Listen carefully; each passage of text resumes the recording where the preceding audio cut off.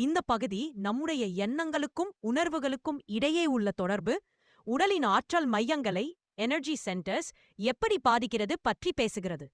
குறிப்பாக இது முதல் 3 ஆற்றல் மையங்களில் அதிக சிக்கல்களை உருவாக்குகிறது.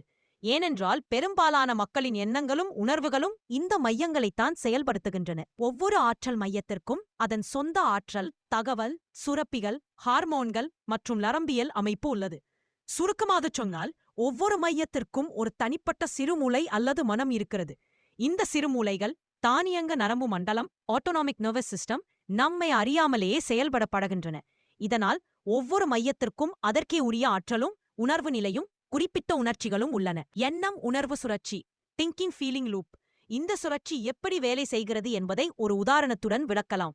எதிர்மறை எண்ணம்: நீங்கள் என் முதலாளி சரியில்லை, மை பாஸ் இஸ் அன்ஃபேர் என்று ஒரு எண்ணத்தை நினைக்கிறீர்கள் என்று வைத்துக் கொள்வோம். இந்த எண்ணம் உங்கள் மூளையில் ஒரு நரம்பியல் வலையமைப்பு இயக்குகிறது. தொடர்ச்சியான எண்ணங்கள்: பிறகு எனக்கு சம்பளம் குறைவு, ஐம் அண்டர்பெய்ட் என்று அடுத்த எண்ணம் வருகிறது. இது மற்றொரு நரம்பியல் வலையமைப்பை செயல்படுத்துகிறது. தொடர்ந்து நான் அதிக வேலை செய்கிறேன், ஐம் ஓவர்வொர்க்ட் என்று நினைக்கும்போது இந்த செயல்முறை தொடர்கிறது. 3 மணலை நீங்கள் தொடர்ந்து நினைக்கும்போது உங்களின் மூளையிலுள்ள நியூரான்கள் ஒரு குறிப்பிட்ட வரிசையில் இணைந்து செயல்படுகின்றன. இது ஒரு மனநிலையில் உருவாக்குகிறது. உங்கள் மூளையின் முன்பகுதியில் ஃப்ரண்டல் லோப் உங்களைப் பற்றிய ஒரு அகப்பிரதிநிதித்துவத்தை அல்லது ஒரு பிம்பத்தை உருவாக்குகிறது. இந்த நிலையில் உங்கள் உள் எண்ணங்கள் உங்கள் வெளி உலகை விட உண்மையானதாக தோன்றும். இந்த உதாரணத்தில் உங்களை ஒரு கோபமான நபராக காணத் தொடங்குகிறீர்கள். 4. உடல் ரீதியான மாற்றம்.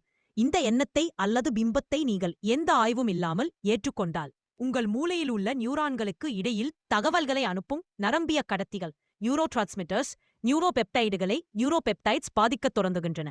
இந்த நியூரோபெப்டைடுகள் உணர்ச்சிகளின் மூலக்கூறுகள், மாலிக்யூல்ஸ் ஆஃப் இமோஷன் என்று அழைக்கப்படுகின்றன. 5. ஹார்மோன் வெளியீடு. இந்த நியூரோபெப்டைடுகள் ஹார்மோன் மையங்களுக்கு சமிக்ஞை அனுப்புகின்றன. இது 3வது ஆற்றல் மையத்தில் உள்ள அட்ரீனல் சுரப்பிகள், அட்ரீனல் கிளாண்ட்ஸ் இயக்குகிறது. அட்ரீனல் சுரப்பிகள் ஹார்மோன்களை வெளியிடும்போது நீங்கள் உண்மையிலேயே கோபமாக உணர்கிறீர்கள். 6. உங்கள் 3வது ஆற்றல் மையம் ஒரு குறிப்பிட்ட ஆற்றல் அதிர்வை வெளியிடுகிறது. நான் இக்கருவை மனம்விதம் உணர்வனை நானுமும் ஏற்கனவே உணர்வு வித்தை கொடு என்று செய்தியை அனுப்புகிறது. இந்த மையம் தூண்டப்படும்போது அது ஒரு குறிப்பிட்ட செய்தியைக் கொண்ட ஒரு அதிர்வெண்ணை உருவாக்குகிறது. இது மீண்டும் அதேபோன்ற எண்ணங்களையும் உணர்வுகளையும் ஈர்க்கிறது. இதுவே எண்ணம் உணர்வு சுழற்சி எனப்படுகிறது.